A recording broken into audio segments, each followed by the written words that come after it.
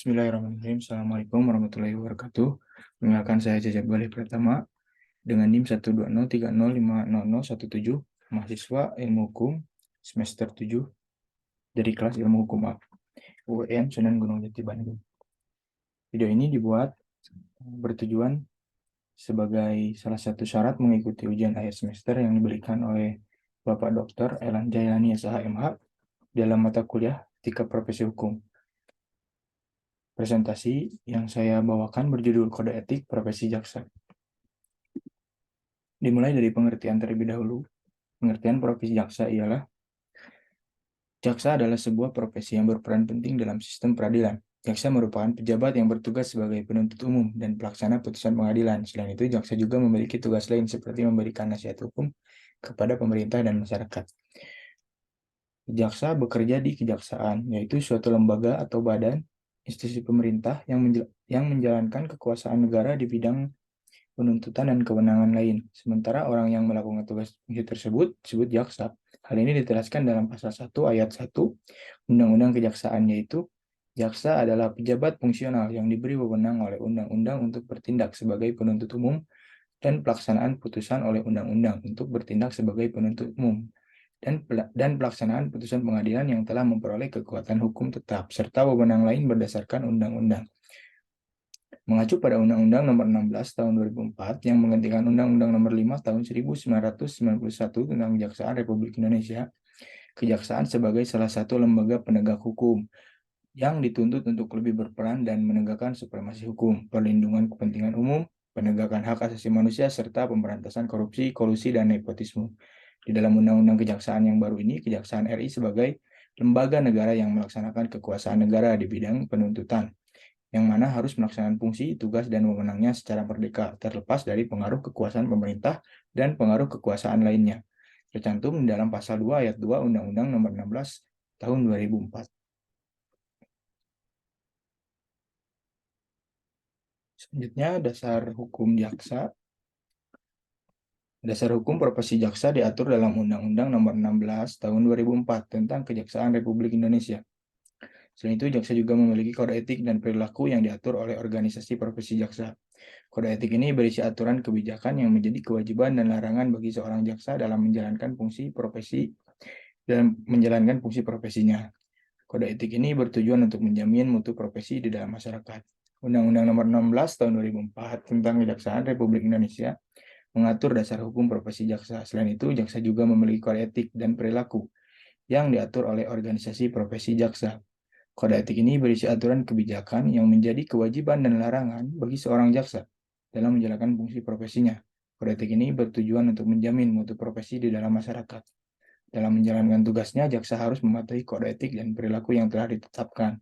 Kode etik ini mencakup beberapa aturan kebijakan yang menjadi kewajiban dan larangan bagi seorang jaksa dalam menjalankan fungsi profesinya. Beberapa aturan tersebut antara lain menaati kaidah hukum, peraturan perundang-undangan, dan peraturan kedinasan yang berlaku, menjaga kerahasiaan informasi yang diperoleh dalam menjalankan tugas, tidak melakukan tindakan yang merugikan kepentingan umum atau kepentingan negara, tidak melakukan tindakan yang merugikan kepentingan orang lain atau kelompok tertentu, tidak menerima hadiah atau janji dari pihak manapun yang dapat memengaruhi pelaksanaan tugasnya, dan tidak melakukan tindakan yang merugikan martabat dan kehormatan profesi jaksa. Untuk hierarkinya ada di slide PowerPoint, yaitu yang pertama tentu saja Undang-Undang Dasar Negara Republik Indonesia tahun 1945. Yang kedua, undang-undang yang tadi disebutkan, yaitu Undang-Undang Nomor 16 tahun 2004 tentang Kejaksaan Republik Indonesia. Dan yang ketiga, Peraturan Jaksa Agung Republik Indonesia Nomor 8 2020 tentang Kode Etik Jaksa. Materi selanjutnya terkait pengangkatan dan pemberhentian jaksa. Ada dalam proses pengangkatannya tentu saja ada persyaratan dan seleksi-seleksi serta pengawasan di dalam mekanisme pengangkatan jaksa maupun di dalam pemberhentian jaksa. Yang pertama, di dalam persyaratan jaksa ini ada warga negara Indonesia berusia minimal 25 tahun, memiliki integritas dan moralitas yang baik, memiliki kualitas pendidikan minimal sarjana hukum, mampu berbahasa Indonesia dengan baik. Lalu dilanjutkan dengan seleksi administrasi, ujian tertulis, ujian psikologi, wawancara, ujian kesehatan, penetapan sebagai calon jaksa. Lalu ada mekanisme pengawasan, pengawasan internal oleh kejaksaan, pengawasan eksternal oleh komisi kejaksaan, dan pengawasan oleh masyarakat. Selanjutnya di dalam pemberhentian jaksa, ada yang pertama seorang jaksa berhenti karena meninggal dunia, pensiun, diberhentikan dengan hormat karena alasan tertentu, diberhentikan dengan tidak hormat karena pelanggaran kode etik atau peraturan disiplin.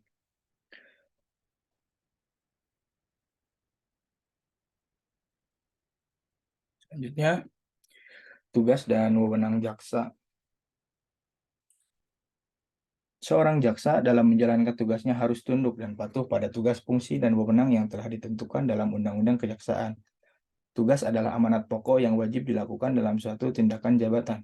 Sedangkan wewenang adalah pelaksanaan tugas yang berkaitan dengan kompetensi yurisdiksi baik kompetensi relatif maupun kompetensi mutlak. Dengan tugas dan wewenang, suatu badan dapat berfungsi sesuai dengan maksud dan tujuan badan tersebut. Sehubungan dengan hal tersebut, maka antara fungsi, tugas, dan wewenang merupakan tiga kata yang selalu berkaitan satu sama lain. Mengenai dua kata yang selalu berkaitan antara tugas dan wewenang dapat dibuktikan secara tertulis dalam beberapa undang-undang.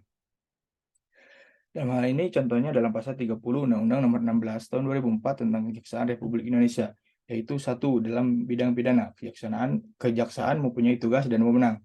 1. Melakukan penuntutan. 2. Melaksanakan penetapan hakim dan putusan pengadilan yang telah memperoleh kekuatan hukum tetap. 3. Melakukan pengawasan terhadap pelaksanaan putusan pidana bersyarat, putusan pidana pengawasan, dan keputusan lepas bersyarat.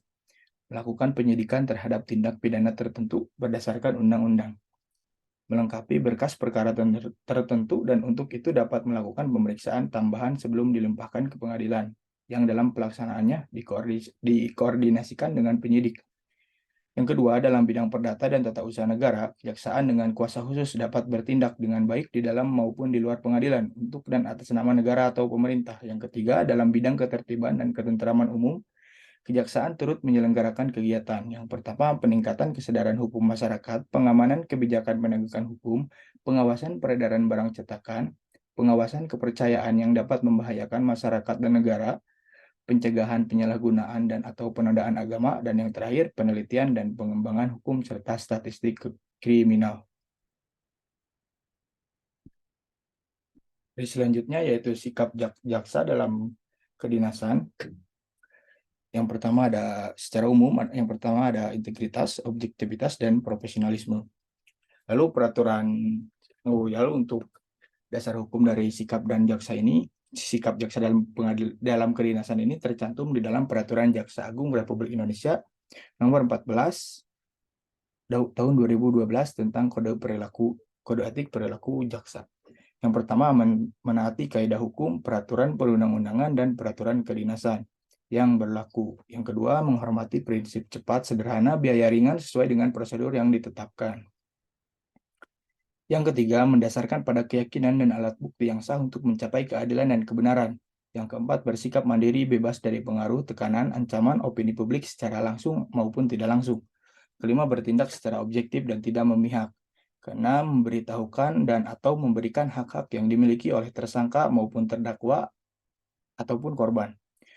Yang ketujuh, membangun dan memelihara hubungan fungsional antara aparat penegak hukum dalam mewujudkan sistem peradilan pidana terpadu. Yang kedelapan, mengundurkan diri dari penanganan perkara yang mempunyai kepentingan pribadi atau keluarga, mempunyai hubungan pekerjaan, partai atau finansial, atau mempunyai nilai ekonomis secara langsung maupun tidak langsung. Yang sembilan, menyimpan dan memegang rahasia sesuatu yang seharusnya dirahasiakan. Kesepuluh, menghormati kebebasan dan perbedaan pendapat sepanjang tidak melanggar ketentuan peraturan perundang-undangan. Ke-11, menghormati dan melindungi hak asasi manusia dan hak-hak kebebasan sebagaimana yang tertera dalam peraturan perundang-undangan dan instrumen hak asasi manusia yang diterima secara universal. 12, menanggapi kritik dengan arif dan bijaksana. Yang ke-13, bertanggung jawab secara internal dan berjenjang sesuai dengan prosedur yang ditetapkan. Yang ke-14, bertanggung jawab secara eksternal kepada publik sesuai kebijakan pemerintah dan aspirasi masyarakat tentang keadilan dan kebenaran. Selanjutnya, sikap jaksa di luar pengadilan. Yang pertama, hubungan dengan media. Jaksa harus memiliki hubungan yang baik dengan media untuk memastikan informasi yang disampaikan kepada publik akurat dan objektif. Kedua, hubungan dengan masyarakat. Jaksa harus berkomunikasi dengan masyarakat secara efektif dan memberikan penjelasan yang jelas mengenai proses hukum dan peradilan mereka di dalam menjaga keadilan. Selanjutnya, hubungan dengan penegak hukum lainnya. Jaksa harus bekerja sama dengan penegak hukum lainnya seperti kepolisian dan hakim untuk memastikan penegakan hukum yang adil dan efektif. Materi selanjutnya yaitu Majelis Kehormatan Jaksa.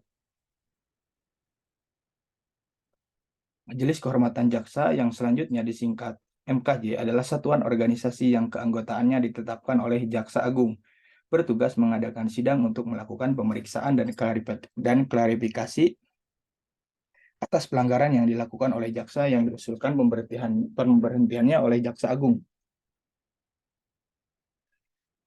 Oleh Jaksa Agung Muda Pengawasan. MKJ berkedudukan di Kejaksaan Agung dan bertanggung jawab langsung kepada Jaksa Agung. MKJ mempunyai tugas memberikan pertimbangan, pendapat, dan rekomendasi kepada Jaksa Agung terhadap usul Jaksa Agung Muda Pengawasan tentang pemberhentian seorang jaksa. Dalam melaksanakan tugas sebagaimana dimaksud dalam pasal 4, MKJ mempunyai fungsi sebagai berikut. Yang pertama, memeriksa temuan atau kesimpulan Jaksa Agung Muda Pengawasan tentang jaksa yang diusulkan untuk diberhentikan dari jabatannya. Kedua, memeriksa mengklarifikasi pelanggaran yang dilakukan oleh jaksa yang diusulkan untuk diberhentikan dari jabatannya oleh Jaksa Agung Muda Pengawasan dan memberikan pertimbangan pendapat dan rekomendasi kepada Jaksa Agung atas kesimpulan pemeriksaan terhadap jaksa yang diusulkan untuk diberhentikan dari jabatannya. Ada selanjutnya susunan organisasi Majelis Kehormatan Jaksa. Yang pertama, sebagaimana dimaksud dalam pasal 2 terdiri atas 7 majelis. Yang kedua, majelis sebagaimana dimaksud pada ayat 1, masing-masing terdiri atas 1 orang ketua merangkap anggota, 2 orang wakil ketua merangkap anggota, dan 4 orang anggota. Susunan keanggotaan majelis kehormatan jaksa sebagaimana dimaksud pada ayat 2 tercantum dalam lampiran 1 yang merupakan bagian tidak terpisahkan dari peraturan kejaksaan ini. Dalam hal terlapor menduduki jabatan pimpinan tinggi, susunan keanggotaan majelis akan dibentuk tersendiri dengan penetapan Jaksa Agung. Materi selanjutnya terkait mekanisme dan penanganan pelanggaran.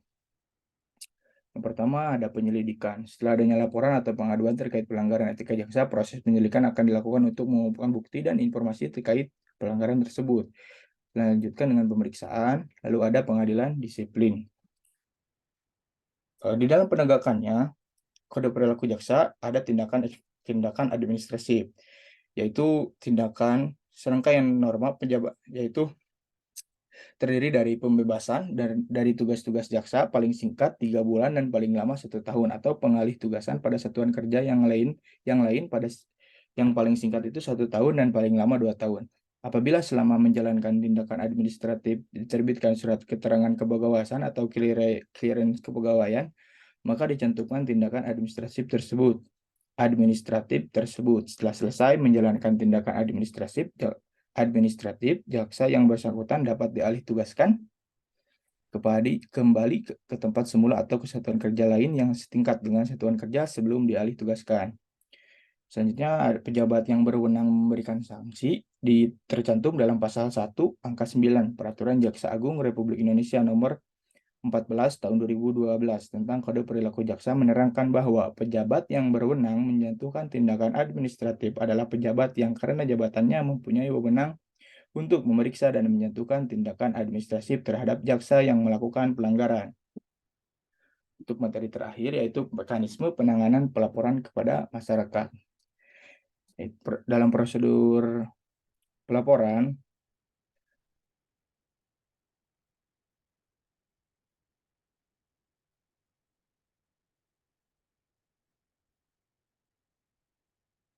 ada 3 cara prosedur secara umum yang harus dilalui oleh masyarakat. Yang pertama, masyarakat dapat mengajukan laporan secara tertulis ke lembaga yang berwenang, seperti Kejaksaan Agung atau Komisi Kejaksaan Indonesia. Laporan tersebut harus mencantumkan identitas pelapor, kronologi kejadian, dan bukti yang mendukung laporan. Setelah menerima laporan, lembaga yang berwenang akan melakukan penyelidikan dan menindaklanjuti sesuai dengan prosedur yang berlaku.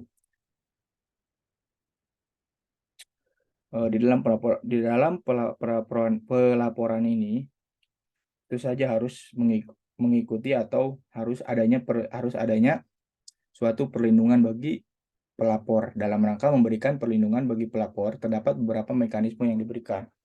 Pertama, menjaga kerahasiaan identitas pelapor, kecuali jika diperlukan untuk kepentingan penyelidikan atau pengadilan.